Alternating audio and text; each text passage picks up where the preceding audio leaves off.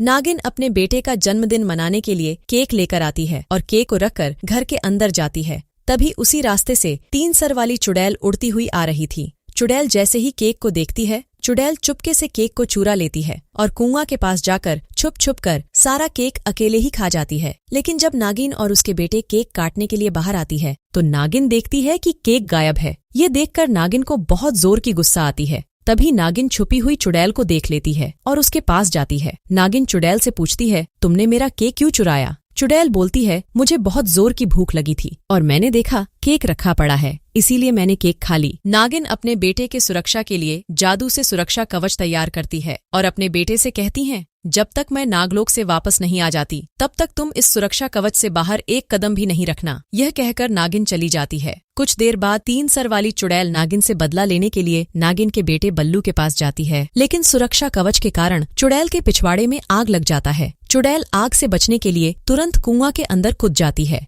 चुड़ैल गुस्सा होकर फिर से बल्लू के पास जाती है, लेकिन चुड़ैल बल्लू का डांस देखकर बहुत खुश हो जाती है और बल्लू को छोड़ देती है। नागिन का बेटा गोलू एक दिन कुआं के पास खेल रहा था। खेलते खेलते गोलू कुआं के तरफ जाने लगता है और उसके ऊपर चढ़ जाता है और नागिन खाना खाने के लिए खाना बना रही थी। तभी अचानक से गोलू कुआं के अंदर डूब जाता है। डूबने की आवाज सुनकर नागिन घबरा जाती है। नागिन जब अपने बच्चे को खेलते हुए नहीं देखती है तो वह दौड़कर कुआं के पास जाती है और कुआं के अंदर कूद जाती है। नागिन को तैरना आता था, इसीलिए वह अपने बच्चे को कुआं से बाहर निकाल लेती है और अपने बच्चे को बचा लेती है। वीडियो अच्छी लगी तो लाइक और सब्सक्राइब करें। 3 सर वाली चुड़ैल रिया के घर के अंदर घुस जाती है।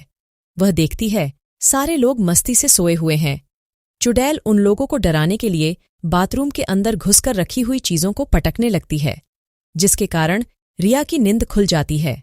रिया उस कमरे की तरफ जाने लगती है। तभी अचानक से चुड़ैल कमरे से बाहर निकलती है।